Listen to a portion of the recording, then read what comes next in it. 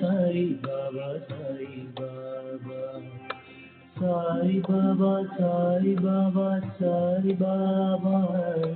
Sai Baba, Sai Baba, Sai Baba. Sai Baba, Sai Baba, Sai Baba. Sai Baba, Sai Baba, Sai Baba. Sai Baba, Sai Baba, Sai Baba. Sai Baba, Sai Baba, Sai Baba. Sai Baba, Sai Baba, Sai Baba. Sai Baba, Sai Baba, Sai Baba. Sai Baba, Sai Baba, Sai Baba. Sai Baba, Sai Baba, Sai Baba. Sai Baba, Sai Baba, Sai Baba. Sai Baba, Sai Baba, Sai Baba. Sai Baba, Sai Baba, Sai Sai Baba, Sai Baba, Sai Baba.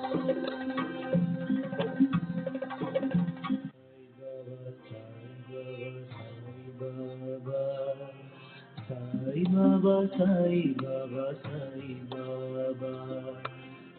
Sai Baba, Sai Baba, Sai Baba. Sai Baba, Sai Baba, Sai Baba. Sai Baba, Sai Baba, Sai Baba. Sai Baba, Sai Baba, Sai Baba. Sai Baba, Sai Baba, Sai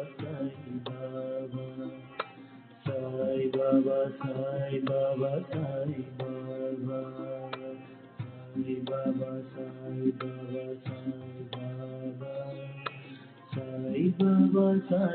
Baba, Sai Baba. Sai Baba, Sai Baba, Sai Baba. Sai Baba, Sai Baba, Sai Baba. Sai Baba, Sai Baba, Sai Baba. Sai Baba, Sai Baba, Sai Baba.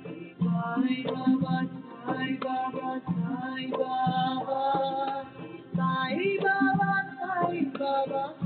Baba. Sai Baba, Sai Baba, Sai Baba.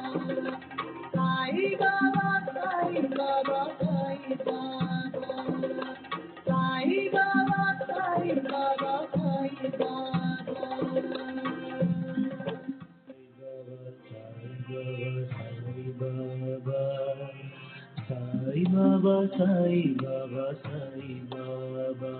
Sai Baba, Sai Baba, Sai Baba. Sai Baba, Sai Baba, Sai Baba. Sai Baba, Sai Baba, Sai Baba. Sai Baba, Sai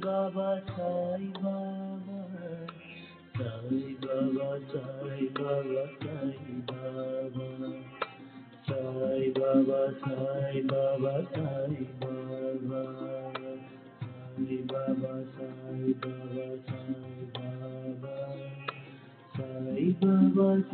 Baba, Sai Baba. Sai Baba, Sai Baba, Sai Baba. Sai Baba, Sai Baba, Sai Baba. Sai Baba, Sai Baba, Sai Baba. Sai Baba, Sai Baba, Sai Baba. Sai Baba, Sai Baba, Sai Baba. Sai Baba, Sai Baba, Sai Baba. Sai Baba, Sai Baba, Sai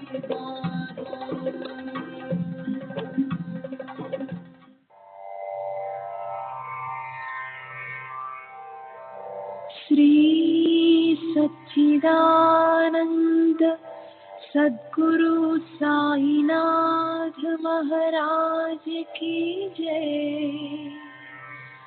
सद्गुरु श्री साईनाथुनि शरद बाबू जी की जय।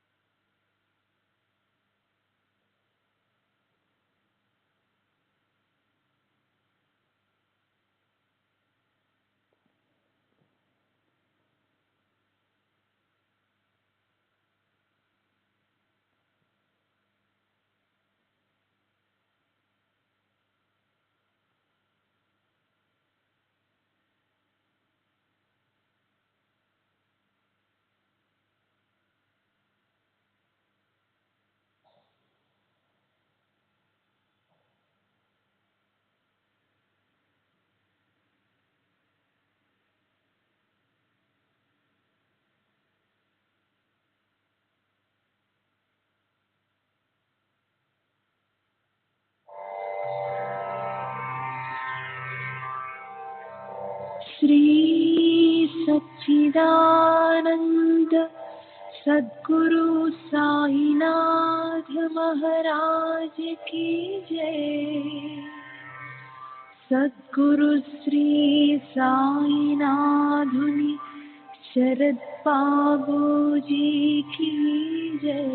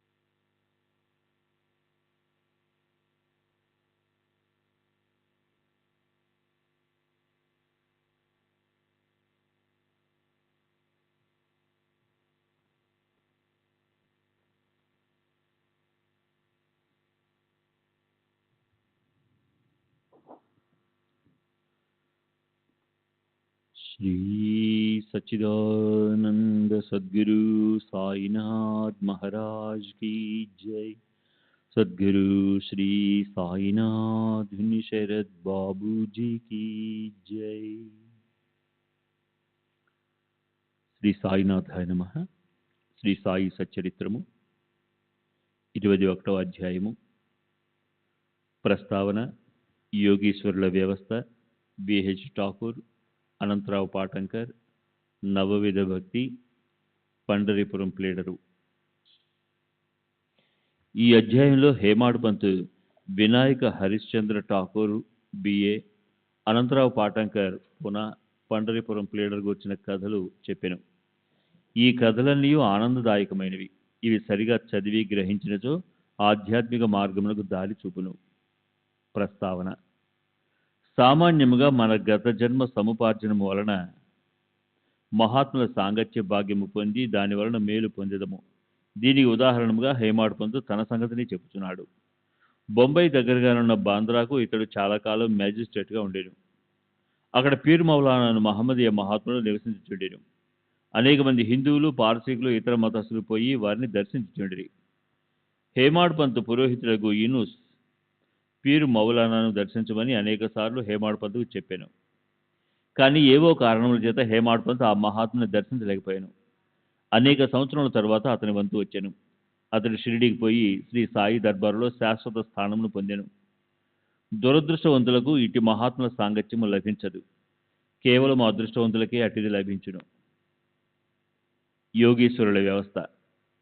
అత్యంత ప్రాచీన కాలం నుండి ప్రపంచంలో యోగీశ్వరుల వ్యవస్థ ఉన్నది. అనేక మంది యోగులు అనేక చోట్ల అవతరించి వారికి నివేదింపబడిన పనులను నెరవేర్చారు. వారు అనేక చోట్ల పనిచేసినను అందరూ ఆ భగవంతుని ఆజ్ఞానుసారం నెరవేర్చెదరు. కాన ఒకరు చేయనది ఇంకొకరికి తెలియను.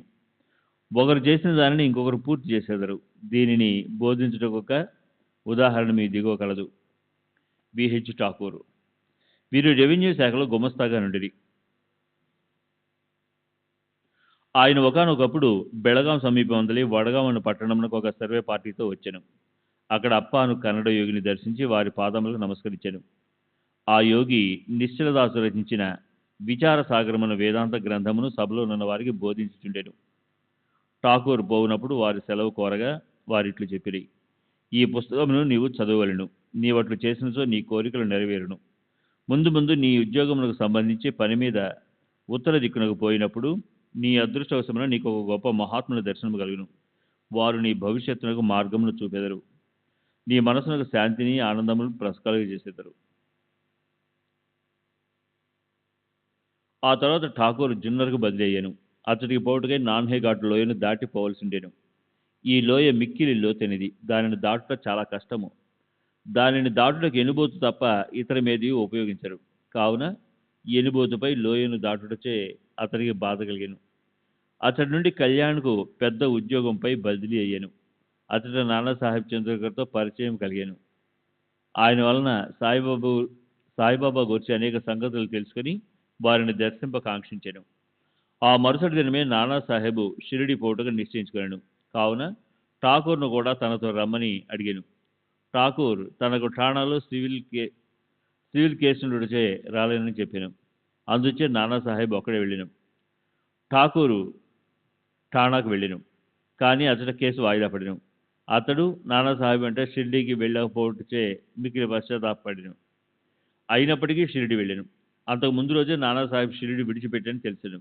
ఇతర స్నేహితులు కొందరు అక్కడ కలిసి వారు ఠాకూర్ను బాబా వద్దకు తీసుకుని పోయి అతడు బాబాను చూసి వారి పాదములను నమస్కరించి మిక్కిలి సంతోషించాను. అతని కళ్ళు ఆనంద భాషములచే నిండాను. ఓడలు గగురు పొడిచాను. కొంతసేపటికి సర్వజ్ఞులకు బాబా ఇట్లనెను, ఇచ్చటి మార్గము అప్పా బోధించు నీతులంత సులభం కాదు. నాన్హేఘాట్లో ఎనుబోతు పైన సవారీ చేయటం కంటే కష్టము. ఈ ఆధ్యాత్మ మార్గము మిగిలిన కష్టమైనది. దీనికి ఎంతో కృషి అవసరము. ఠాకూర్కు ఒక్కరికే అర్థముకు ఈ మాటలు వినగానే అతడు అమిత ఆనంద పరవశుడయ్యాను. కన్నడ యోగి చెప్పిన మాటలు యథార్థములని గ్రహించాను. రెండు చేతులు జోడించి బాబా పాదములపై శిరస్సు పెట్టి తనను ఆశీర్వదించి బాబా పాదములపై శిరస్సును పెట్టి తనను స్వీకరించి ఆశీర్వదించవలనని ప్రార్థించాను. అప్పుడు బాబా ఇట్టెనెను, అప్పా చెప్పినంతయు నిజమే, కానీ అవన్నీ అభ్యసించి ఆచరణలో పెట్టవలెను. ఊరకనే గ్రంథములు చదువుట వలన ప్రయోజనం లేదు. నీవు చదివిన విషయం గురించి జాగ్రత్తగా విచారించి అర్థం చేసుకుని ఆచరణలో పెట్టవలెను. లేనిచో ప్రయోజనం లేదు. గురువు అనుగ్రహం లేని ఉత్త పుస్తక జ్ఞానము నిష్ప్రయోజనము. విచార సాగరంలోని సిద్ధాంత భాగం మాత్రం చదివి ఉండెను, కానీ ఆచరణను షిరిడీలో నేర్చాను. ఈ దిగువ చెప్పిన ఇంకొక కథ కూడా ఈ సత్యమును బలపరచును.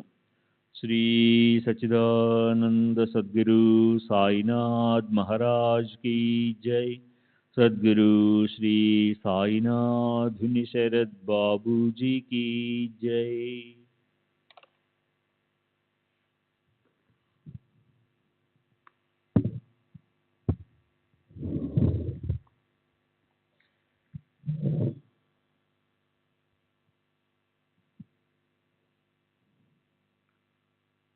అనంతరావు పాటంకర్ అను పూనా పెద్ద మనిషి ఒకడుండెను.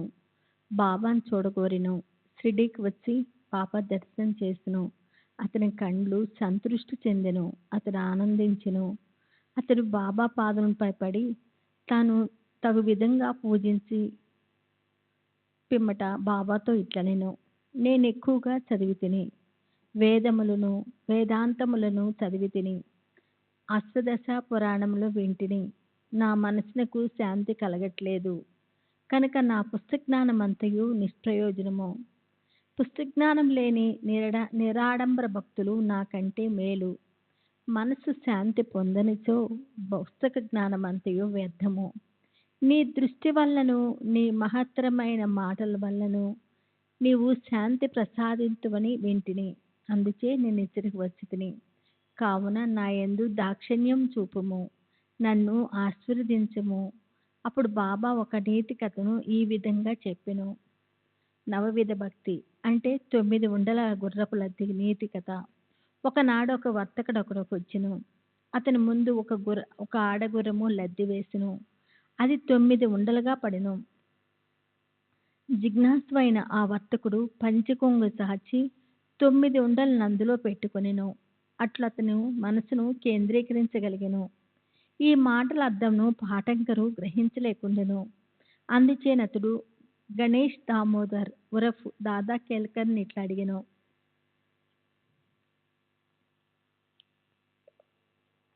ఆ మాటల్లో బాబా ఉద్దేశమేమి? కేల్కర్ ఇట్లా జవాబు ఇచ్చెను. నాకు కూడా బాబా చెప్పినంతయు తెలియదు, కానీ వారి ప్రేరణ ప్రకారం నాకు తోచింది నేను చెప్పిదను. ఆడగురం అనగా ఇచ్చట భగవంతుని అనుగ్రహము.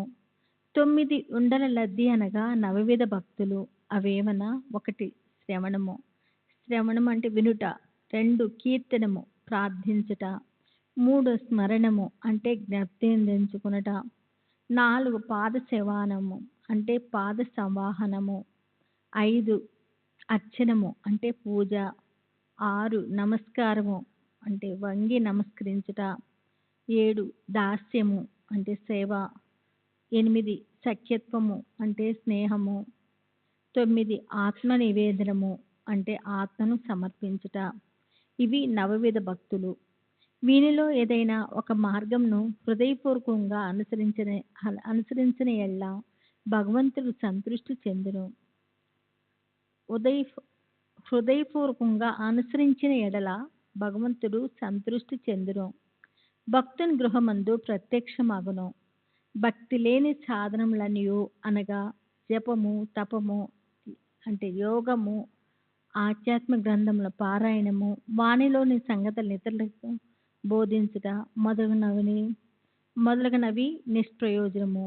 భక్తియే లేనిచో వేదములలోని జ్ఞానము, జ్ఞాని అని గొప్ప ప్రఖ్యాతి, నామమాత్రంకే చేయు భజన ఇవన్నీ వ్యర్థము.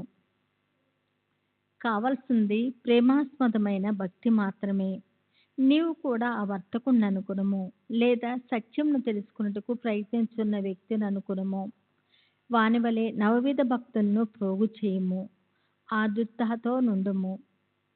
వాని వలె నవవిధ భక్తులను ఆచరణలో పెట్టుటకు సిద్ధంగా నుండము. అప్పుడు నీకు మనస్థైర్యము, శాంతి కలుగును. ఆ మరుసటి దినము పాఠంకరు బాబాకు నమస్కరించడానికి పోగా 9 గుర్రపు లద్ది ఉండలను ప్రోగు చేస్తావా లేదా అని ప్రశ్నించెను. అతడు తాను నిస్సహాయుడనియు బాబా అనుగ్రహించే మాత్రమే వాణ్ణి సులభంగా ప్రోగు చేయవచ్చుననియు, అప్పుడు బాబా శాంతి క్షేమములు కలుగునని ఆశీర్వదించెను. పాఠంకరు అపరిమితానందభరితుడైను. పండైపురం ప్లేడరు. ఒక చిన్న కథతో ఈ అధ్యాయాన్ని ముగించదము. ఈ కథ బాబా సర్వజ్ఞతను తెలుపును. ప్రజలను సరియైన మార్గం పెట్టుటకు, వారి తప్పులను సవరించుటకు బాబా సర్వజ్ఞతను ఉపయోగించుచుండెను. ఒకనాడు పండైపురం నుండి ఒక ప్లేడర్ వచ్చెను. అతడు మసీదుకు పోయి సాయిబాబాను దర్శించెను. వారి పాదములకు నమస్కరించెను. అడగకుండానే దక్షిణ ఇచ్చెను. జరుగుతున్న సంభాషణ వినుటకు ఒక మూల కూర్చుండెను. బాబా అతని వైపు ముఖం త్రిప్పి ఇట్లనెను, ప్రజలంతా టక్కర్లు, వారు పాదంపై పడెదరు, దక్షిణ ఇచ్చెదరు, కానీ చాటుగా నిందించెదరు. ఇది చిత్రం కాదా? ఆ మాటలు ప్లేడర్కు సూటిగా తగిలినవి. ఎవరికీ బాబా మాటల్లోని అంతరార్థం బోధపడలేదు. ప్లేడర్ మాత్రం గ్రహించెను, కానీ అక్కడ ఏమీ మాట్లాడలేదు. వాడాకపోయిన పిమ్మట ప్లేడరు కాకాసాహెబ్ దీక్షిత్తో ఇట్లనియే: బాబా చెప్పిందంతయు యథార్థమే. ఆ బాణము నాపై ప్రయోగించిరి, అది నా గురించియే. నేనెవ్వరినీ నిందించకూడదు, తృణీకరించరాదని బోధించుతున్నది. పండరీపురము సబ్ జడ్జియగు నూల్కరు తన ఆరోగ్యాభివృద్ధి కొరకు షిరిడీకి వచ్చెను. ఇచ్చట్నే మకాం చేసెను. ప్లేడర్ విశ్రాంతి గదిలో దీని గురించి వివాదం జరిగినది. రోగంచే బాధపడుతున్న సబ్ జడ్జి ఔషధములు సేవించక షిరిడీ పోయినంత మాత్రంన బాగవునా అని మాట్లాడుకుండ్రి. సబ్ జడ్జిని వ్యాఖ్య చేసిరి, సాయిబాబాను నిందించిరి. నేను కూడా అంత కొంత భాగం వహించితిని. నేను చేసింది సమంజసం కాదని ఇప్పుడు సాయిబాబా నిరూపించెను. ఇది నాకు దూషణ కాదు, నాకది ఆశ్చర్యచనమే. ఇది నాకు ఒక ఉపదేశము. నేను ఇక మీదట ఎవరినీ దూషించరాదు, ఎవరినీ నిందించరాదు, ఇతరుల విషయంలో జోక్యం కలుగు చేసుకొని రాదు. పండీపురమునకు షిరిడి 300 మైళ్ళ దూరంలో ఉన్నది. బాబా సర్వజ్ఞుడగుచే పండరీపురంలో ప్లేడర్ విశ్రాంతి గదిలో ఏమి జరిగినో తెలుసుకొండ్రి.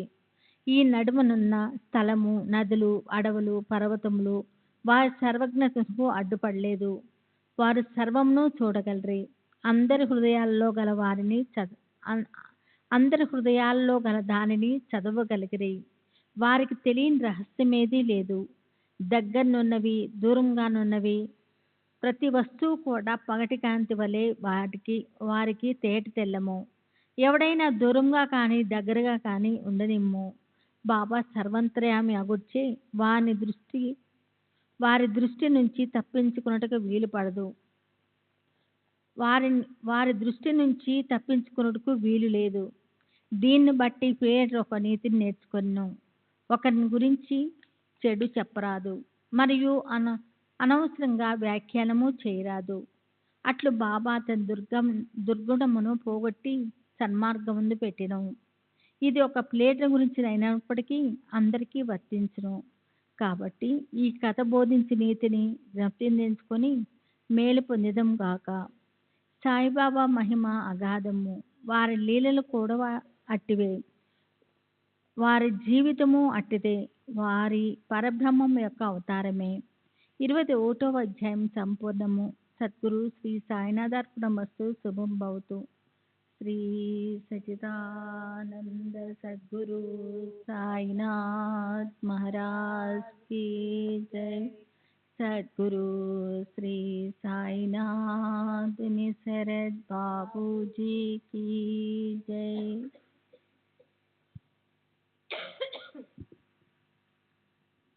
श्री सच्चिदानंद सद्गुरु साईनाथ महाराज की जय. सद्गुरु श्री साईनाथ निसरद बाबू जी की जय. శ్రీ సాయినాథాయ నమః. శ్రీ సాయి సచ్చరిత్రము 22వ అధ్యాయము. ప్రస్తావన. బాలాసాహెబ్ మిరికర్, బాబూ సాహెబ్ బూటి, అమీర్ శక్కర్, తేలు పాము. బాబా అభిప్రాయం. ప్రస్తావన. బాబాను ధ్యానించుటెట్లు? భగవంతుని నైజం గాని స్వరూపం గాని అగాధములు. వేదములు గాని 1000 నాలుకలు గల ఆదిశేషుడు గాని వానిని పూర్తిగా వర్ణించలేరు. బాబా భక్తులు భగవంతుని రూపమును చూచి కనుగొని తీరవలెను. ఎందుకనగా తమ ఆనందమునకు భగవంతుని పాదములే ముఖ్య మార్గమని వారికి తెలియను. జీవిత పరమార్థమును పొందుటకు గురుని పాదములనే ధ్యానించవలెను కానీ ఇంకొక మార్గం లేదని వారలకు తెలియను.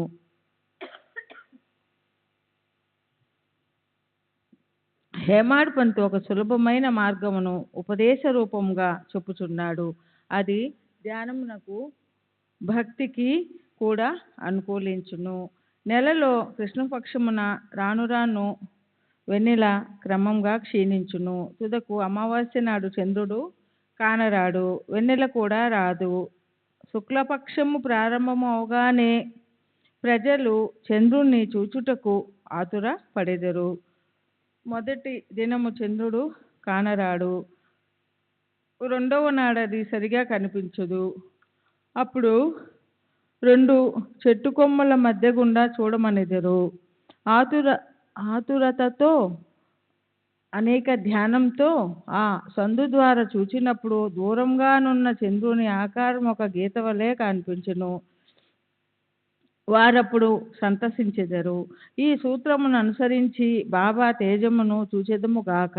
బాబా కూర్చున్న విధానము చూచుడు, అది ఎంత సుందరముగానున్నది. వారు కాళ్ళను ఒకదానిపైన ఇంకొకటి వేసి ఉన్నారు. ఎడమ చేతి వేళ్ళు కుడి పాదంపై వేసి ఉన్నారు. కుడి కాలి బొటన వేలుపై చూపుడు వ్రేలును మధ్య వ్రేలును ఉన్నవి. ఈ కూర్చున్న విధానాన్ని బట్టి చూడగా బాబా మనకి దిగువ విషయం చెప్ప నిశ్చయించుకున్నట్లున్నది. నా ప్రకాశమును చూడవలెనంటే అహంకారమును విడిచి మిక్కిలి అనుకువతో చూపుడు వ్రేలుకు మధ్య వేలుకు మధ్యనున్న బొటన వేలుపై దృష్టిని సారించినచో నా ప్రకాశమును చూడగలరు. ఇది భక్తికి సులభమైన మార్గము. ఒక క్షణం బాబా జీవితమును గమనించెదము. బాబా నివాసము వలన షిరిడి ఒక యాత్రా స్థలము ఆయను. అన్ని మూలల నుండి ప్రజలు అచట గుమికూడుచుండిరి. పేదవారు గొప్పవారు కూడా అనేక విధముల మేలు పొందుచుండెడి వారు. బాబా యొక్క అనంత ప్రేమను, ఆశ్చర్యకరమైన సహజమైన వారి జ్ఞానమును, వారి సర్వంతర్యామ్యత్వమును వర్ణించగల వారెవ్వరు? వీనిలో ఏదైనా ఒక దానిని గాని అన్నీయూ గాని అనుభవించిన వారు ధన్యులు. ఒక్కొక్కప్పుడు బాబా దీర్ఘ మౌనము పాటించేవారు, అది వారి యొక్క బ్రహ్మబోధము.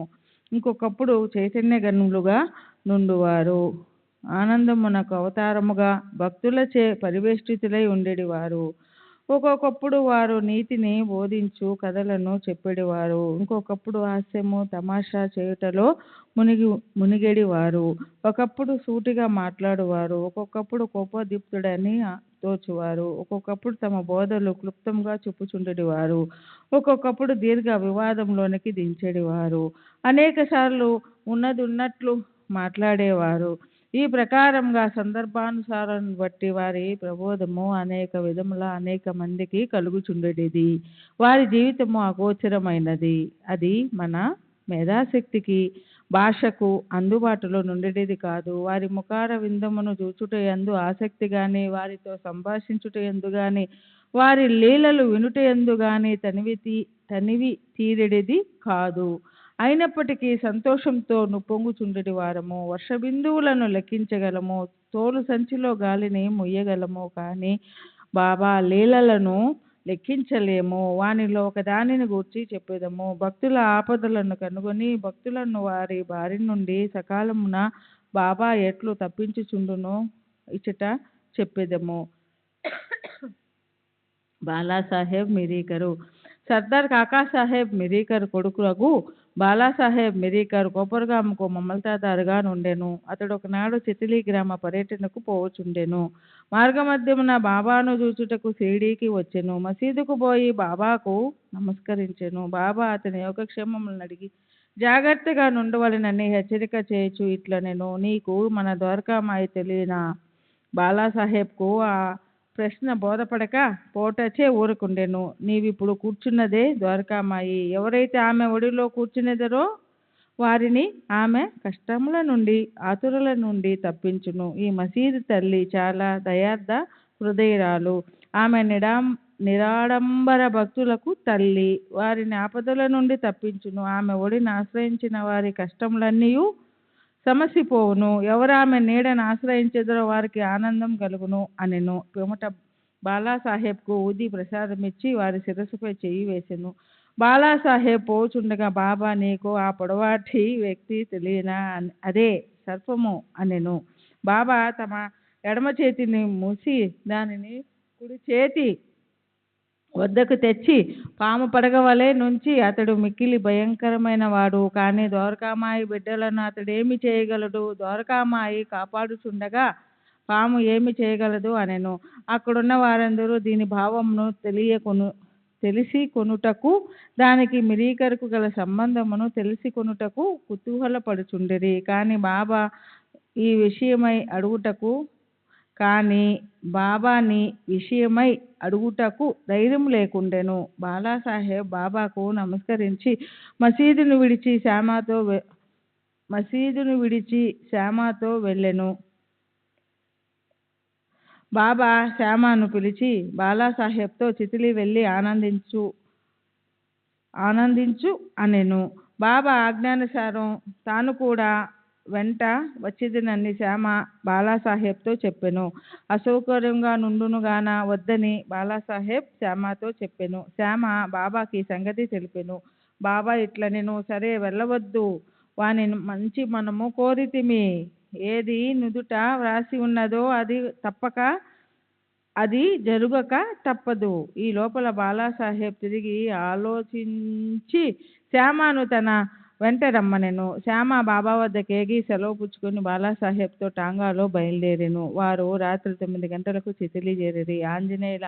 ఆంజనేయ ఆలయంలో బస చేసిరి. కచేరీలో పనిచేయు వారెవరూ రాలేదు. కావున నెమ్మదిగా ఒక మూల కూర్చొని మాట్లాడుచుండిరి.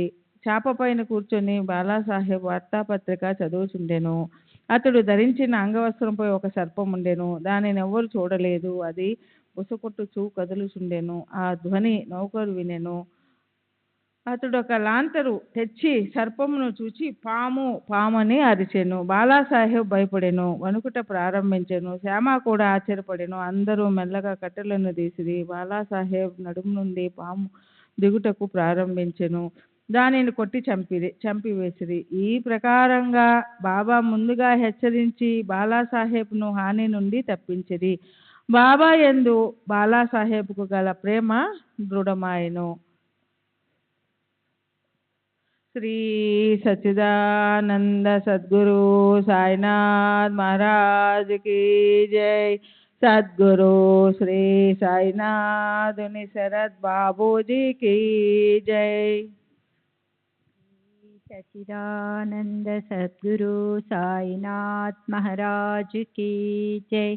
सद्गुरु श्री साईनाथ शरद बाबूजी की जय. బాపుసాహెబ్ బూటి. నానా డేంగలే అను గొప్ప జ్యోతిష్కుడు బాపుసాహెబ్ బూటి షిరిడీలో ఉండునప్పుడు ఒకనాడు ఇట్లనెను, ఈ దినము నీకు అశుభము, నీకు ఈ దినము ప్రాణగండమున్నది. ఇది బాపుసాహెబ్ను ఆందోళనకు గురి చేసెను. ఆయన యథాప్రకారం మసీదుకి పోగా బాపుసాహెబ్తో ఇట్లనేను, ఈ నానా ఏమనుచున్నాడు, నీకు మరణమున్నదని చెప్పుచున్నాడు కదా, సరే నీవు ఏమీ భయపడనక్కర్లేదు, మృత్యువు ఎట్లు చంపునో చూచెదముగాక అని వానికి ధైర్యముతో జవాబిమ్ము. ఆనాటి సాయంకాలము బాపుసాహెబ్ బూటి మరుగుదొడ్డికి పోయెను. అక్కడొక పామును చూచెను. అతని నౌకరు దానిని చూచెను. ఒక రాయి నెత్తి కొట్టబోయెను. బాపుసాహెబ్ పెద్ద కర్రను తీసుకుని రమ్మనెను. నౌకరు కర్రను తీసుకుని వచ్చినంతలో పాము కదిలిపోయి అదృశ్యమయ్యెను. ధైర్యముతో నుండమని ఆడిన బాబా పలుకులను బాపుసాహెబ్ నెప్తికి తెచ్చుకుని సంతోషించెను. అమీర్ సక్కర్. కోపర్గాం తాలూకాలో కొరాలే గ్రామ నివాసి అమీర్ సక్కర్. అతడు కసాయి కులమునకు చెందినవాడు. అతడు బాంద్రాలో కమిషను వ్యాపారిగా పనిచేసెను. అక్కడ అతనికి మంచి పలుకుబడి గలదు. అతడు కీళ్లవాతముతో బాధపడుచుండుటచే భగవంతుని నెప్తికి తెచ్చుకుని వ్యాపారమును విడిచిపెట్టి షిరిడీ చేరి బాధ నుండి తప్పింపమని బాబాని వేడెను. చావడిలో కూర్చునమని బాబా అతనిని ఆజ్ఞాపించెను. అటువంటి రోగికి ఆ స్థలము సరి అయినది కాదు. అది ఎల్లప్పుడూ తేమగా నుండును. గ్రామములో ఇంకేదైనా స్థలము బాగుండేది. కాని బాబా పలుకులే తగిన ఔషధము, నిర్ణయ సూత్రము. మసీదికి వచ్చుటకు బాబా అతనికి ఆనుజ్ఞ ఇవ్వలేదు. చావుడిలోనే కూర్చునమని ఆజ్ఞాపించెను. అది వానికి మిక్కిలి లాభకారి అయ్యెను. ఎందుకనగా బాబా ఉదయము సాయంకాలము చావడి వైపు పోవుచుండెను. అదేను కాక దినము విడిచి దినము ఉత్సవముతో పోయి బాబా అచ్చట నిద్రించుచుండెను. అందుచే అమీరు బాబా యొక్క సాంగత్యమును సులభముగా పొందుచుండెను. పూర్తిగా 9 మాసములు అమీర్ సక్కర్ అక్కడ నుండెను. కొంతకాలము తరువాత అతనికి ఆ స్థలముపై విసుగు కలిగెను. ఒకనాటి రాత్రి ఎవరికీ చెప్పకుండా కోపర్గాం పారిపోయెను. అచ్చటొక ధర్మశాలలో దిగెను. అక్కడ ఒక పకీరు చచ్చుటకు సిద్ధముగా నుండెను. పకీరు నీళ్లు కావాలనగా అమీరు పోయి నీరు తెచ్చి ఇచ్చెను. ఆ నీళ్లను త్రాగి పకీరు చనిపోయెను. అమీరు చిక్కులో పడెను. అతడు పోలీసు వారికి తెలియపరిచినచో మొట్టమొదటి సమాచారమును తెచ్చినవాడొకటిచే తనకు ఆ పకీరు విషయం ఏమైనా తెలిసి ఉండునని పట్టుకొనిదెరు. ఆ చావునకు కూడా అతడు కారణభూతుడై ఉండవచ్చునని అనుమానించెదరు. బాబా ఆజ్ఞ లేనిదే షిరిడీ విడిచిపెట్టుట తనదే తప్పని అతడు గ్రహించి పశ్చాత్తాపపడెను. షిరిడీ పోవ నిశ్చయించుకుని ఆ రాత్రియే అచ్చట నుండి షిరిడీకి పోయెను. మార్గమధ్యమున బాబా నామమును జపము చేయుచుండెను. సూర్యోదయమునకు ముందు షిరిడీ చేరి ఆతృత నుండి తప్పించుకొనెను. బాబా ఆజ్ఞానుసారము చావడిలోనే ఉండి రోహ విముక్తుడయ్యెను. ఒకనాటి మధ్యరాత్రి బాబా, ఓ అబ్దుల్, నా పరుపు వైపు ఏదో దుష్టప్రాణి వచ్చుచున్నది అని అరిచెను.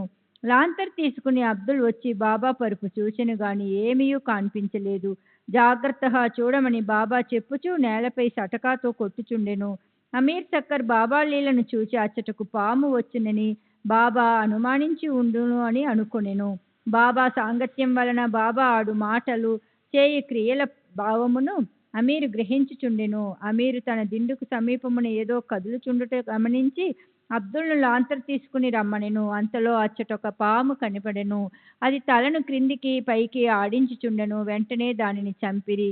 ఇట్లు బాబా సకాలమున హెచ్చరిక చేసి అమీరును కాపాడెను. తేలు పాము. బాబా ఆజ్ఞచే కాకాసాహెబ్ దీక్షిత్ నిత్యము శ్రీ ఏకనాథ మహారాజు రచించిన భాగవతమును భావార్థ రామాయణమును పారాయణ చేయుచుండెను. ఒకనాడు పురాణ కాలక్షేపము జరుగుచుండగా హేమాత్పంతు కూడా శ్రోతే అయ్యను. రామాయణములో ఆంజనేయుడు తన తల్లి ఆజ్ఞానుసారము శ్రీరాముని మహిమను పరీక్షించు భాగము చదువునప్పుడు వినువారందరూ మైమరిచి ఉండిరి. అందులో హేమాత్పంతు ఒకడు. ఇంతలో ఒక పెద్ద తేలు హేమాత్పంతు భుజముపై బడి వాని ఉత్తరీయముపై కూర్చుండెను. మొదట దానినెవ్వరూ గమనించలేదు. ఎవరు పురాణముల శ్రవణము చేసెదరో వారిని భగవంతుడు రక్షించును. ఇంతలో హేమాత్పంతు తన కుడి భుజముపై ఉన్న తేలును చూచెను. అది చచ్చిన దాని వల్ల నిశ్శబ్దముగా కదలకుండెను. అది కూడా పురాణం వినుచున్నట్లు కనిపించెను. భగవంతుని కటాక్షమును స్మరించి పురాణ శ్రవణములోనున్న ఇతరులకు భంగము కలుగజేయకుండా ఉత్తరీయము 2 చివరలను పట్టుకుని దానిలో తేలు ఉండునట్లు చేసి బయటకు వచ్చి ఆ తేలును తోటలో పారవేచెను. శ్రీ సచ్చిదానంద సద్గురు సాయినాథ్ మహారాజ్ కీ జై. సద్గురు శ్రీ సాయినాథుని శరత్ బాబూజీ కీ జై.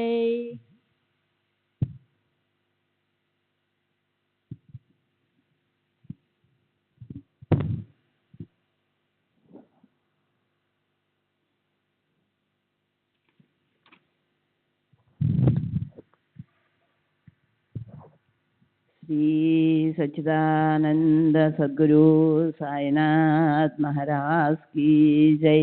सद्गुरु श्री సాయినాథుని శరత్ బాబూజీకి జై. పాము. ఇంకొకప్పుడు సాయంకాలం కాకాసాహెబ్ మేడ మీద కొందరు కూర్చొని ఉండిరి. ఒక సర్పము కిటికీలోనున్న చిన్న రంధ్రము ద్వారా దూరి చుట్టుకొని కూర్చొనెను. దీపమును తెచ్చిరి. మొదట అది వెలుతురుకు తడబడెను. అయినప్పటికీ అది నెమ్మదిగా కూర్చొనెను. తల మాత్రము క్రిందకు మీదకు ఆడించుచుండెను. అనేక మంది బడితలు కర్రలు తీసుకొని వేగముగా వచ్చిరి. అది ఎటు కాని స్థలములో నుండుటచే దానిని చంపలేకుండిరి.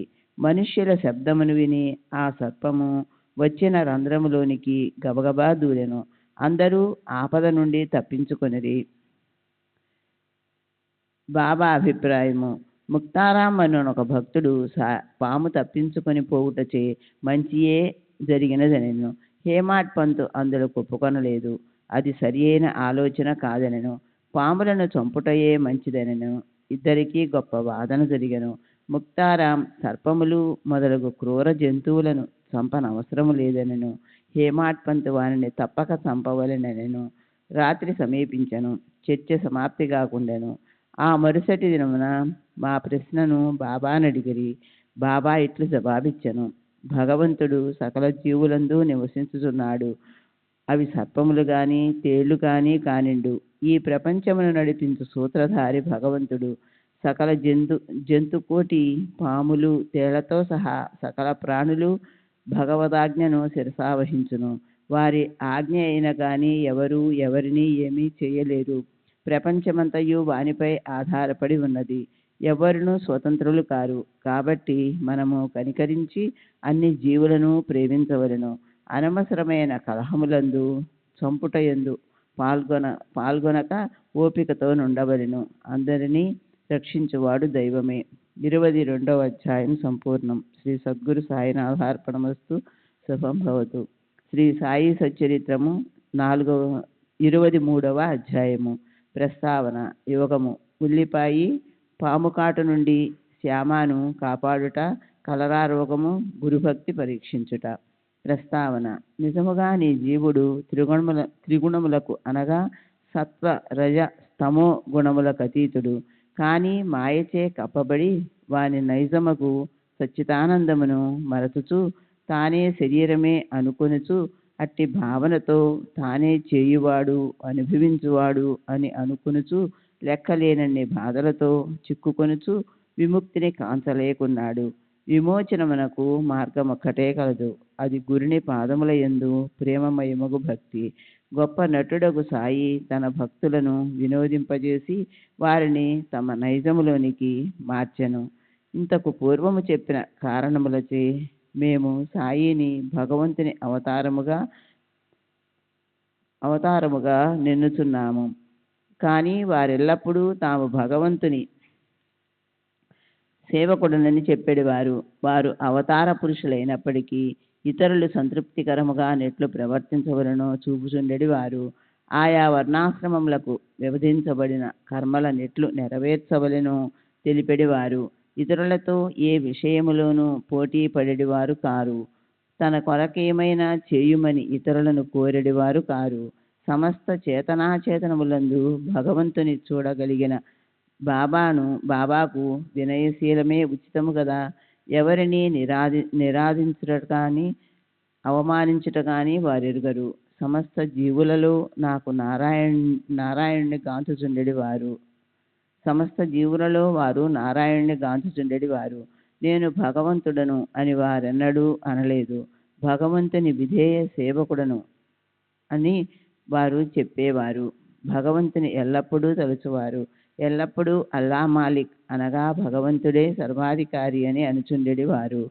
మేమితర యోగుల నెరుగము. వారెట్లు ప్రవర్తింతురో, ఏమి చేసెదరో, ఎట్లు తినిదరో తెలియదు. భగవత్ కటాక్షముచే అవతరించి అజ్ఞానులను బద్ధ జీవులకు విమోచనము కలుగజేసెదరని మాత్రం మెరుగుదుము. మన పుణ్యం ఏదైనా ఉన్నచో మహాత్ముల కథలు లీలలు వినుటకు కుతూహలము కలుగును. లేనిచోనట్లు జరగదు. ఇక నీ అధ్యాయములోని ముఖ్య కథలను చూచెదము. యోగము. ఉల్లిపాయ. ఒకనాడు యోగాభ్యాసము చేయు సాధకునొకడు నానాసాహెబ్ చాందోర్కర్తో కలిసి షిరిడీకి వచ్చెను. అతడు యోగ శాస్త్రమునకు సంబంధించిన గ్రంథములన్నీ చదివెను. తుదకు పతంజలి యోగ సూత్రములు కూడా చదివెను. కానీ అనుభవమేమియో లేకుండెను. అతడి మనస్సును కేంద్రీకరించి సమాధి స్థితిలో కొంచెము సేపైనా నుండలేకుండెను. సాయిబాబా తన ఎడ ప్రసన్నుడైనచో చాలాసేపు సమాధిలో నుండుట నేర్పెదరని అతడు అనుకొనెను. ఈ లక్ష్యముతో అతడు షిరిడీకి వచ్చెను. అతడు మసీదుకు పోయి చూచుసరికి బాబా ఉల్లిపాయతో రొట్టె తెరిచుండిరి. దీనిని చూడగానే అతనికి మనస్సున ఒక ఆలోచన మెదిలెను. రుచిలేని రొట్టెను పచ్చి ఉల్లిపాయతో తినువాడు నా కష్టములు ఎట్లు తీర్చగలడు, నన్నెట్లు ఉద్ధరించగలడు? సాయిబాబా అతని మనసున మెదిలిన ఆలోచనను గ్రహించి నానాసాహెబ్తో నిట్లనెను. నానా, ఎవరికైతే ఉల్లిని జీర్ణించుకొను శక్తి కలదో వారే దానిని తినవలెను. ఇది విని యోగి ఆశ్చర్యపడెను. వెంటనే బాబా పాదములపై పడి సర్వస్య శరణాగతి చేసెను. స్వచ్ఛమైన మనస్సుతో తన కష్టములను దిలిపి ప్రత్యుత్తరములను బడసెను. ఇట్లు సంతృప్తి చెంది ఆనందించు వాడై బాబా ఊది ప్రసాదముతో ఆశీర్వచనములతో షిరిడీ విడచెను. శ్రీ సచ్చిదానంద సద్గురు సాయినాథ్ మహారాజ్ కీ జై. సద్గురు శ్రీ సాయినాథుని శరత్ బాబూజీ కీ జై. శ్రీ సచిదానంద సద్గురు సాయినాథ్ మహారాజ్ కి జై. సద్గురు శ్రీ సాయినాథుని శరత్ బాబూజీకి జై. పాము నుండి శ్యామను కాపాడుట. ఈ కథను ప్రారంభించక పూర్వము హేమట్ పంతు జీవుని పంజరంలోనున్న రామచిలుకతో సరిపోల్చవచ్చుననిది. రెండును బంధింపబడియే ఉన్నవి. ఒకటి శరీరంలోను, రెండవది పంజరమందును. రెండును తన ప్రస్తుత స్థితియే బాగున్నదని అనుకొనుచున్నవి. సహాయకుడు వచ్చి వానిని బంధముల నుండి తప్పించగానే వానికి నిజము తెలియను. భగవత్ కటాక్షముచే గురువు వచ్చి వారి కళ్ళను తెరిపించి బంధ విముక్తులు చేసినప్పుడు వారి దృష్టి అన్నిటికంటే గొప్ప స్థితి వైపు పోవును. అప్పుడే గతించిన జీవితం కంటే రానున్నది గొప్పది అని గ్రహింతురు. గత అధ్యాయంలో మిరీకరుకు రానున్న అపాయం కనిపెట్టి దాని నుండి అతనిని తప్పించిన కథ వింటిది. అంతకంటే ఘనమగు కథను ఇచ్చట వినదరు. ఒకనాడు శ్యామను విషసర్పము కరచెను. అతని చిటికెన వేలును పాము కరచుటచే శరీరంలోనికి విషము వ్యాపింప మొదలెడెను. బాధ ఎక్కువగా నుండెను. శ్యామ తాను మరణించదననుకొనెను.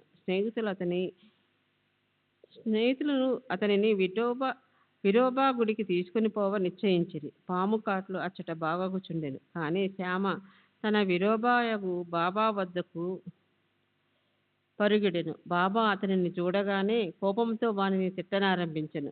ఓరి పిరికి పురోహితుడా, పైకెక్కవద్దు, ఎక్కితివో నేమగునో చూడు అని బెదిరించుచు తరువాత ఇట్లు గర్జించెను. పో, వెడలి పొమ్ము, దిగువకు పొమ్ము. బాబా ఇట్లు కోపోద్దిపితుడగుట చూచి శ్యామ మిక్కిలి విస్మయమందెను, నిరాశ చెందెను. అతడు మసీదును తన ఇల్లుగా, బాబా తన ఆశ్రయముగా భావించుచుండెను. బాబా తననట్లు తరిమి వేసినచో తానెక్కడికి పోగలడు? అతడు ప్రాణమందాస వదులుకొని ఊరుకుండెను. కొంతసేపటికి బాబా శాంతించి శ్యామ దగ్గరికి పోయి కూర్చొని ఇట్లనెను, భయపడవద్దు, ఏ మాత్రమూ చింతించకు. ఈ దయామయుడైన పకీరు నిన్ను తప్పక రక్షించును. ఇంటికి పోయి ఊరిక కూర్చుండము, బయటికి పోవద్దు. నా యందు విశ్వాసం ఉంచుము, భయపడకుము, ఆందోళన పడవద్దు. ఇట్లని శ్యామను ఇంటికి పంపించెను. వెంటనే బాబా తాత్యా పాటిల్ను, కాకాసాహెబ్ దీక్షితుని అతని వద్దకు పంపి తనకిష్టము వచ్చినవి తినవచ్చుననియు, గృహములోనే తిరగవచ్చుననియు, కానీ పండుకొనకూడదనియు ఈ సలహాల ప్రకారం నడుచుకొమ్మనెను. కొద్ది గంటలలో శ్యామ బాగుపడెను. ఈ పట్టున జ్ఞప్తి అందించుకొనవలసినదేమన బాబా పలికిన 5 అక్షరముల మంత్రము, పో, వెడలి పొమ్ము, దిగువకు పొమ్ము. శ్యామను ఉద్దేశించినది గాక విషయమును ఆజ్ఞాపించిన మాటలు ఆ విషము పైకి ఎక్కరాదనియు, అది శరీరమంతటా వ్యాపించరాదనియు బాబా ఆజ్ఞాపించిరి. మంత్రములలో ఆరితేరిన తక్కిన వారి వలె వారే మంత్రము ఉపయోగించనవసరము లేకుండెను. మంత్రబియ్యము కానీ తీర్థము కానీ ఉపయోగించనవసరము లేకుండెను. శ్యామ జీవితమును రక్షించటలో వారి పలుకులే అత్యంత శక్తివంతములైనవి. ఎవరైనా ఈ కథ గాని ఇంకా ఇతర కథలు గాని వినినచో బాబా పాదముల యందు స్థిరమైన నమ్మకము కలుగును. మాయయను మహాసముద్రమును దాటుటకు బాబా పాదములను హృదయములో ధ్యానించవలెను. శ్రీ సచిదానంద సద్గురు సాయినాథ్ మహారాజ్ కి జై. సద్గురు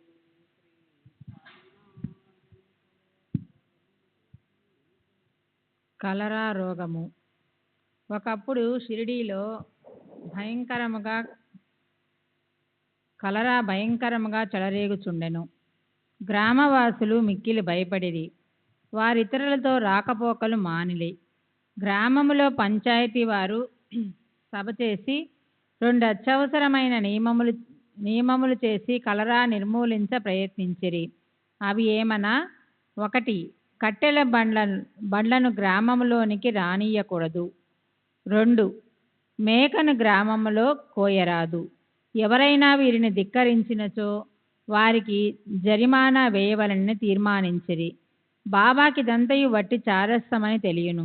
కాబట్టి బాబా ఆ చట్టములను లక్ష్య పెట్టలేదు. ఆ సమయంలో కట్టెల బండి ఒకటి ఊరిలోనికి ప్రవేశించుచుండెను. ఊరిలో కట్టెలకు కరువున్నదని అందరికీ తెలియను. అయినప్పటికీ కట్టెల బండిని తరిమివేయుటకు ప్రయత్నించుచుండిరి. బాబా ఆ సంగతి తెలుసుకొని అచ్చటకు వచ్చి కట్టెల బండ్లని మసీదుకు తీసుకొని పొమ్మని ఉత్తర్వునిచ్చెను. బాబా చర్యకు వ్యతిరేకముగా చెప్పుటకెవరూ సాహసించలేదు. దుని కొరకు కట్టెలు కావలసి ఉండెను కనుక బాబా కట్టెలు కొనెను. నిత్యాగ్నిహోత్రి వలె బాబా తన జీవితమంతయు దునిని వెలిగించే ఉంచెను. అందులకై వారికి కట్టెలు అవసరం కనుక వాటిని నిల్వ చేయువారు బాబా గృహము అనగా మసీదు ఎప్పుడూ తెరిచి ఉండేది. ఎవరైనా పోవచ్చును, దానికి తాళము గాని చెవి లేదు. కొందరు తమ ఉపయోగము కొరకు కొన్ని కర్రలను తీసుకొని పోవారు. అందులకు బాబా ఎప్పుడునూ గొనుగు కొనలేదు. ఈ ప్రపంచమంతయు దేవుడే ఆవరించి ఉండుటచే వారికి ఎవరి యందు శత్రుత్వం ఉండేది కాదు. వారి పరిపూర్ణ విరాగులైనప్పటికీ సాధారణ గృహస్థులకు ఆదర్శముగా నుండుటకై ఇట్లు చేయుచుండెడి వారు. శిష్యులకు దృఢమైన నమ్మకం ఉండవలెను. తోడుగా బుద్ధి, కుశలత, ఓరిమి ఉన్నచో అట్టి వారికి ఆధ్యాత్మిక పరమావధి దూరము కాదు. ఉచ్ఛ్వాస నిశ్వాసములను బంధించుట గాని, హఠయోగము గాని, ఇతర కఠినమైన సాధములన్నీయు అనవసరం. పైన చెప్పిన గుణములు అలవరుచుకొన్నచో వారు ఉత్తరోత్తరోపదేశములకు అర్హులగుదురు. అప్పుడు గురువు తటస్థించి జీవిత పరమావధిని పొందుటకై ఆధ్యాత్మిక మార్గమున నడిపింతురు. వచ్చే అధ్యాయంలో బాబా యొక్క హాస్యము, చమత్కారముల గురించి చెప్పుకుందాము. 23వ అధ్యాయం సంపూర్ణం. సద్గురు శ్రీ సాయినాథార్పణమస్తు. శుభం భవతు. శ్రీ సచ్చిదానంద సద్గురు సాయినాథ్ మహారాజ్ కీ జై.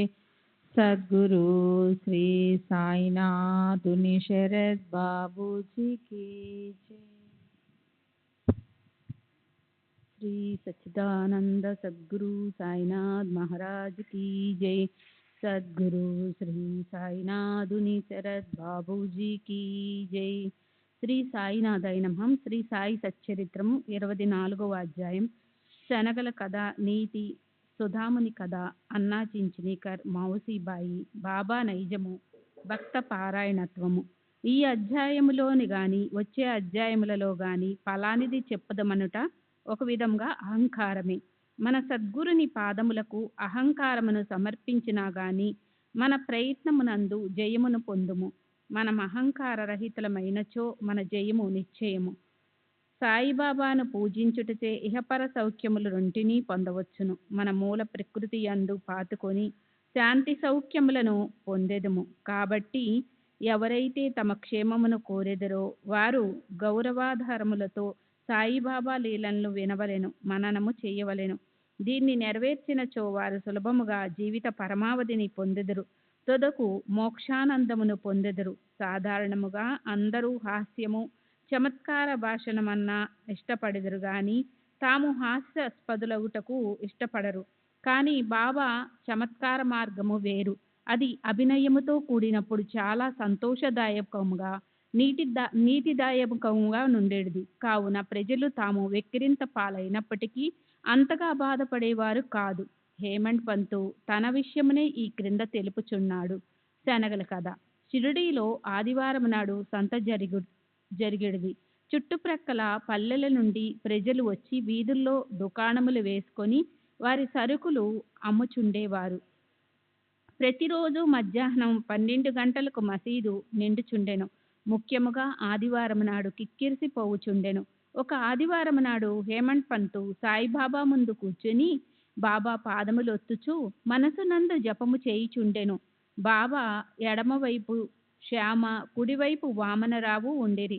శ్రీమాన్ బూటి, కాకాసాహెబ్ దీక్షిత్తు మొదలగు వారు కూడా నుండిరి. శ్యామ నవ్వుచూ అన్నా సాహెబ్తో, నీ కోటుకు శనగగింజలంటినట్టున్నవి చూడుము అనెను. అట్లనుచు హేమంత్ పంతు చొక్కా చేతులను తట్టగా శనగగింజలు నేల రాలెను. హేమంత్ పంతు తన చొక్కా ఎడమ చేతి ముందు భాగమును సాచెను. అందరికీ ఆశ్చర్యము కలుగునట్లు కొన్ని శనగగింజలు క్రిందికి దొర్లుట ప్రారంభించెను.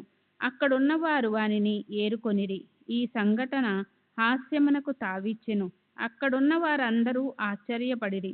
ఎవరికి తోచినట్లు వారు శనగలు చొక్కా చేతిలో ఎట్లు ప్రవేశించి యుండునో ఊహించనారంభించిరి. శనగలు చొక్కాలో ఎట్లు దూరి అచట నిలవగలిగినవో హేమండ్ పంత్ కూడా గ్రహించలేకుండెను. ఎవరికీ సరి అయిన సమాధానము తోచక జవాబునివ్వనప్పుడు అందరూ ఈ అద్భుతమునకు ఆశ్చర్యపడుచుండగా బాబా వీనికి అన్నా సాహెబ్కు తానొక్కడే తిను దుర్గుణం ఒకటి కలదు. ఈనాడు సంత రోజు శనగలు తినుచూ ఇక్కడికి వచ్చినాడు. వాని నైజము నాకు తెలియను. ఈ శనగలే దానికి నిదర్శనము. ఈ విషయములోనేమి ఆశ్చర్యమున్నది అనిరి హేమండ్ పంతు. బాబా, నేనెప్పుడు ఒంటరిగా తిని ఎరగను. అయితే ఈ దుర్గుణమును నాపై మోపెదవు. ఈనాటికి ఎన్నడూనూ షిరిడీలోని సంత నేను చూచియుండలేదు. ఈ దినము కూడా నేను సంతకు పోలేదు. అట్లయినచో నేను శనగలను ఎట్లు కొనియుంటిని? నేను కొననప్పుడు నేనెట్లు తినియుందును? నా దగ్గరనున్న వారికి పెట్టకుండా నేనెప్పుడు ఏమీయూ తిని ఎరగను. బాబా, అవును, అది నిజమే. దగ్గర ఉన్న వారికి ఇచ్చెదవు. ఎవరునూ దగ్గర లేనప్పుడు నీవు గాని నేను గాని ఏమి చెయ్యగలము? కానీ నీవు తినుటకు ముందు నన్ను స్మరింతువా? నేనెల్లప్పుడూ నీ చెంతలేనా? నీవేదైనా తినుటకు ముందు నాకు అర్పించుచున్నావా? నీతి. ఈ సంఘటనమును బాబా ఏమి చెప్పిరో జాగ్రత్తగా గమనించెదము. పంచేంద్రియముల కంటే ముందే మనసు, బుద్ధి విషయానంతము అనుభవించును కనుక మొదలే భగవంతుణ్ణి స్మరించవలెను. ఇట్లు చేసినచో ఇది కూడా ఒక విధముగా భగవంతునికి అర్పితమగును. విషయములను విడిచి పంచేంద్రియములు ఉండలేవు కనుక ఆ విషయములను మొదట గురువునికి అర్పించినచో వాని యందు అభిమానము సహజముగా అదృశ్యమవును. ఈ విధముగా కామము, క్రోధము, లోభము మొదలగు వాని గూర్చిన వృత్తులన్నిటినీ మొట్టమొదట గురువునికి అర్పించవలెను. ఈ అభ్యాసమును ఆచరించినచో దేవుడు వృత్తులన్నీ నిర్మూలనమగుటకు సహాయపడును. విషయములను అనుభవించు ముందు బాబా మనసెంతనే ఉన్నట్లు భావించినచో ఆ వస్తువు అనుభవించవచ్చునా లేదా అను ప్రశ్న ఏర్పడును. ఏది అనుభవించుటకు తగదో దానిని విడిచిపెట్టెదము. ఈ విధముగా మన దుర్గుణములన్నీయూ నిష్క్రమించును. మన శీలము చక్కబడును. గురువునందు ప్రేమ వృద్ధి పొందును. శుద్ధ జ్ఞానము మొలకెత్తును. ఈ జ్ఞానము వృద్ధి పొందినప్పుడు దేహాత్మ బుద్ధి నశించి బుద్ధి చైతన్య గణము లీనమగును. అప్పుడే మనకు ఆనందము, సంతృప్తి కలుగును. శ్రీ సచ్చిదానంద సద్గురు సాయినాథ్ మహారాజ్ కీ జై. సద్గురు శ్రీ సాయినాథ్ బాబూజీ కీ జై. గురువునకు దేవునకు ఎవరు భేదమునించెదరో వారు దైవమును ఎచటను చూడలేరు. భేదములన్నింటినీ ప్రక్కకు తోసి గురువును దేవుని ఒకటిగా భావించవలెను. ఈ ప్రకారముగా గురిని సేవించినచో భగవంతుడు నిశ్చయంగా ప్రీతి చెందును. మన మనసులను స్వచ్ఛము చేసి ఆత్మ సాక్షాత్కారం ప్రసాదించును. క్లుప్తముగా చెప్పునదేమన, మనము గురిని స్మరించినదే ఏ వస్తువును పంచేంద్రియములతో అనుభవించరాదు. మనసును ఈ విధముగా శిక్షించినచో మనమెల్లప్పుడూ బాబాను జ్ఞప్తి అందించుకునేదము. మనకు బాబా జ్ఞానం ఎన్నో రెట్లు వృద్ధి పొందను. బాబా సగుణ స్వరూపము మన కండ్ల ఎదుట నిలుచును.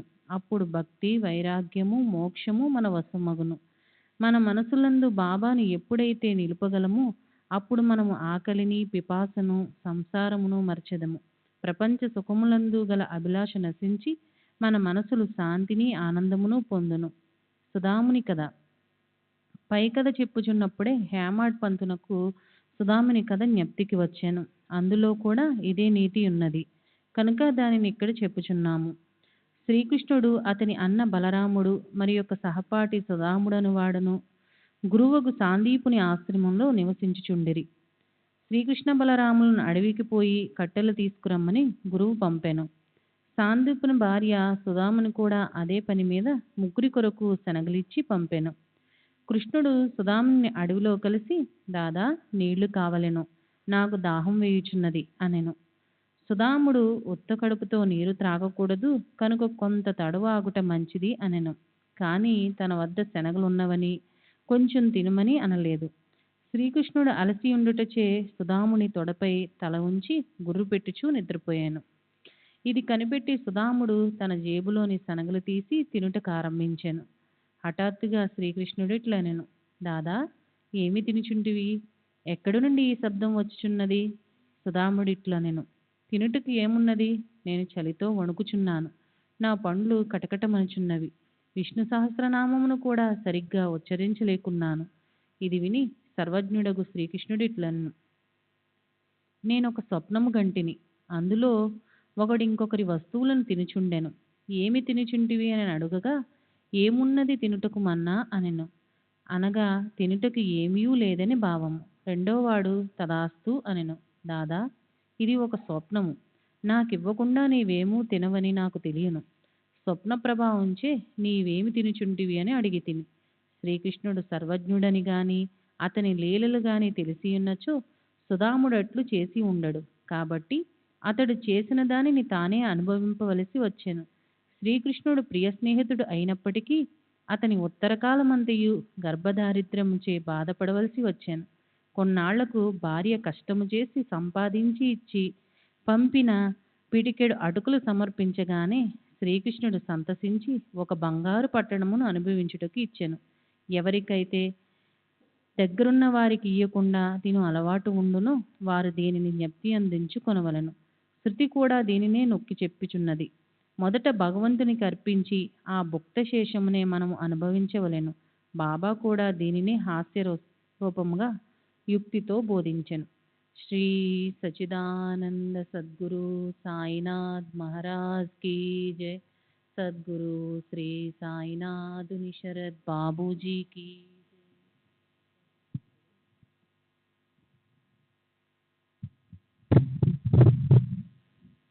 అన్నా చించనీకరు మావిషిబాయి. హేమాడ్ పంతునిచ్చుట ఇంకొక హాస్య సంఘటనను, అందులో బాబా చేసిన మధ్యవర్తిత్వమును వర్ణించను. దామోదర్ ఘనశ్యాం బాబరే ఉరఫు అన్నా చించనీకరి అను భక్తులు ఒకడు గలడు. అతడు సరళుడు, మోటువాడు, ముక్కుసూటిగా మాట్లాడువాడు, ఎవరిని లక్ష్య పెట్టువాడు కాడు. ఉన్నదున్నట్లు చెప్పేవాడు, ఎప్పటికప్పుడే తేల్చువాడు.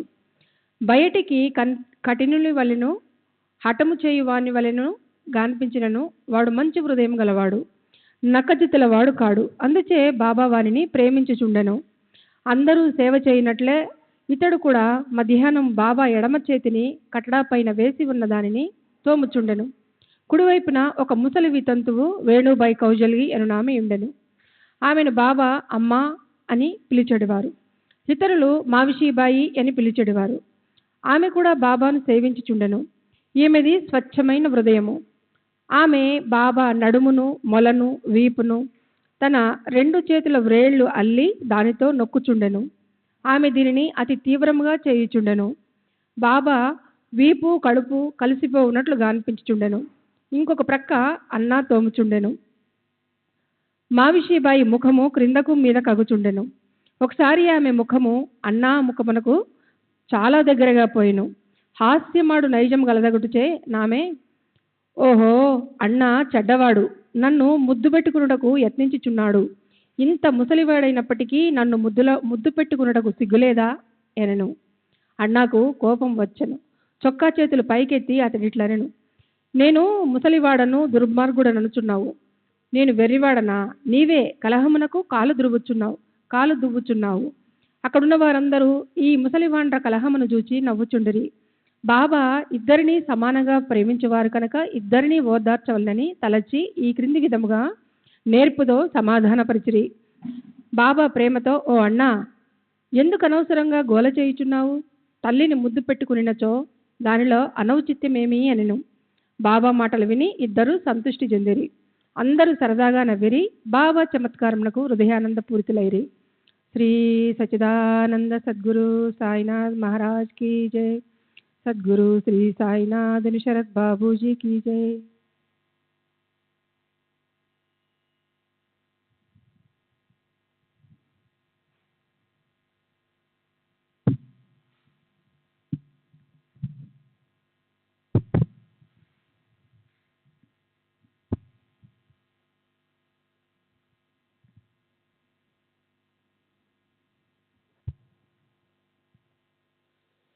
బాబా నైజము భక్తి పరాయణత్వం. బాబా తన భక్తులకు వారి వారి ఇష్టానుసారం సేవ చేయుటకు అనుమతించుచున్నది. దీనిలో ఇతరులు జోక్యం కలుగు చేసుకుంటా బాబాకు ఇష్టం లేదు. ఒక ఉదాహరణ ఇచ్చేదం. ఈ మావిషీబాయే ఇంకొకప్పుడు బాబా పొత్తి కడుపును తోముతుండేను. ఆమె ప్రయోగించి బలమును చూసి ఇతర భక్తులు ఆతులు పడేది. వారి తన్నిది, అమ్మా కొంచెము మెల్లగా తోమము, బాబా కడుపులోని పేవులు నరములు తెగిపోగలవు. ఇట్లనగానే బాబా వెంటనే లేచి కోపంతో సర్కాను నేలపై కొట్టాను. వారి కళ్ళు నిప్పు కణమ వల్ల ఎర్రనాయని. బాబాను చూస్తున్నకు ఎవరికి ధైర్యం లేకుండా బాబా సర్కా చివరను 2 చేతులతో పట్టుకొని పొత్తి కడుపులోనికి గుచ్చుకున్నాను. ఇంకొక చివరను స్తంభమునకు ఆనిచ్చాను. సర్కా బాబా క్రమంగా స్తంభం వైపు పోతుండేది. అందరూ భయపడేది. ఆశ్చర్యంతోనూ భయంతోనూ మాట్లాడలేక మూగవాంట్ల వల్లే నిలిచిరి. బాబా తన భక్తురాలి కొరకు ఈ కష్టం అనుభవించిరి. తక్కిన భక్తులు ఆమెను బాబాను హాని లేకుండా తోమన్నారు. మంచి ఉద్దేశంతో వారు ఈ మాటలు అనేది. దీనికి కూడా బాబా ఒప్పుకొనలేదు. వారి మంచి ఉద్దేశమే బాబాను కష్టంలో దించినందుకు వారు ఆశ్చర్యపడేది. ఏమీ చేయలేక కనిపెట్టుకుని చూచుతున్నది. అదృష్టం చే బాబా కోపం తగ్గాను. సర్కాను విడిచి గడ్డపై కూర్చుండేది. అప్పటి నుండి భక్తులు ఇష్టానుసారం సేవ చేయనప్పుడు ఇతరులు జోక్యం కలుగు చేసుకుని రాదని నీతిని నేర్చుకునేది. ఎవరి సేవ ఎట్టిదో బాబాకే గుర్తు. 24వ అధ్యాయం సంపూర్ణ. సద్గురు శ్రీ సాయినాథ్ శుభమవుతూ. శ్రీ సచ్చిదానంద సద్గురు సాయినాథ్ మహారాజ్ की जय. सद्गुरु श्री साईनाथ शरद बाबू जी की जय.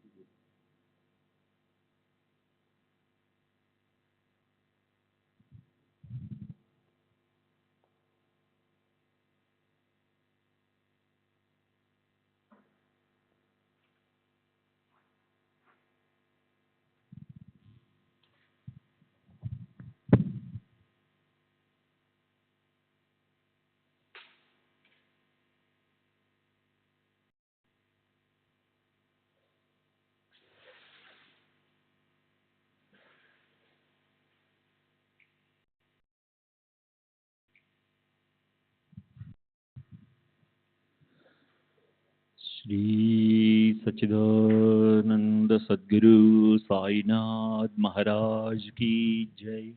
सद्गुरु श्री साईनाथ शरद बाबू जी की जय. साई रहम नजर करना, बच्चों का पालन करना. साई रहम नजर करना, बच्चों का पालन करना. जाना तुमने जगत पसार, सब ही झूठ जमाना. जाना तुमने जगत पसार, सब ही झूठ जमाना. साई रहम नजर करना, बच्चों का पालन करना. साई रहम नजर करना, बच्चों का पालन करना. मैं अंधा हूँ बंदा आपका, मुझसे पथ दिखलाना. मैं अंधा हूँ बंदा आपका, मुझसे पथ दिखलाना. साई रहम नजर करना, बच्चों का पालन करना.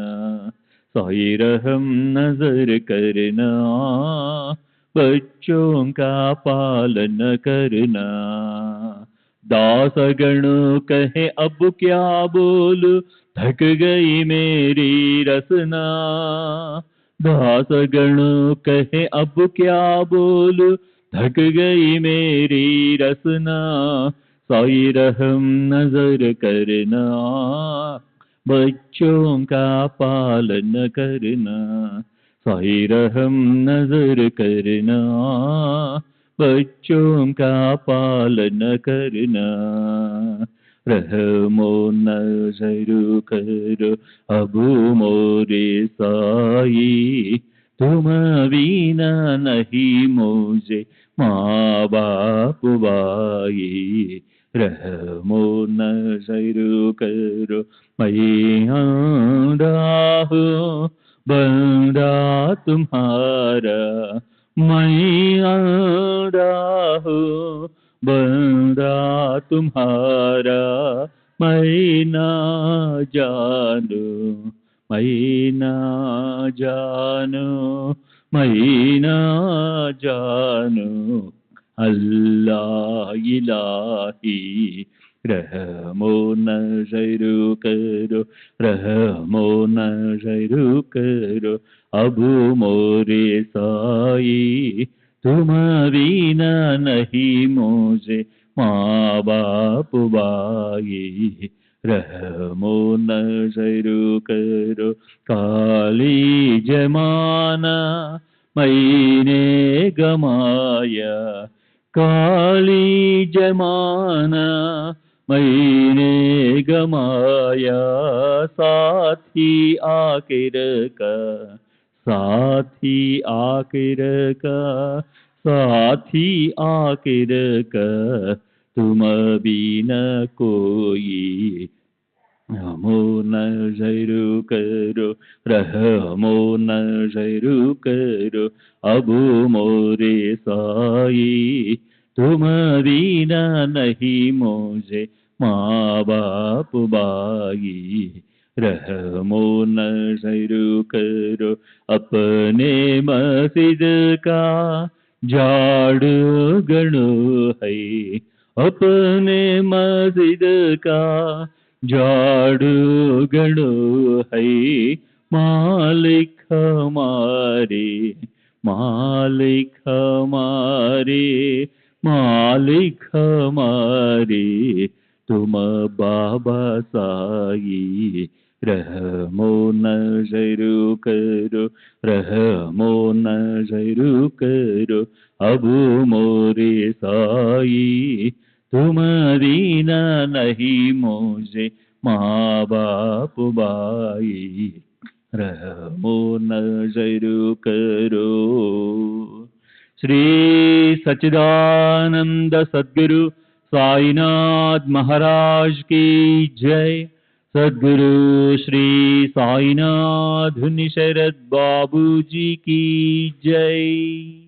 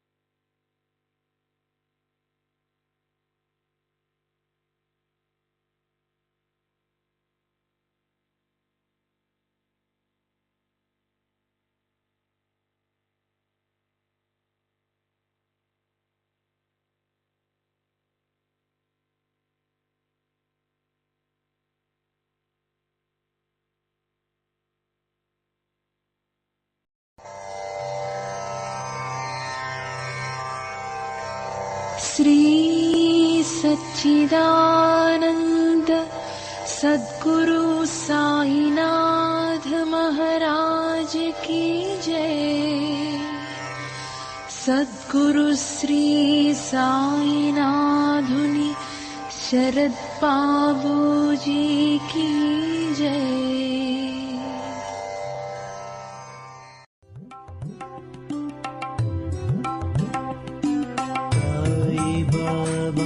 साई बाबा साई बाबा साई बाबा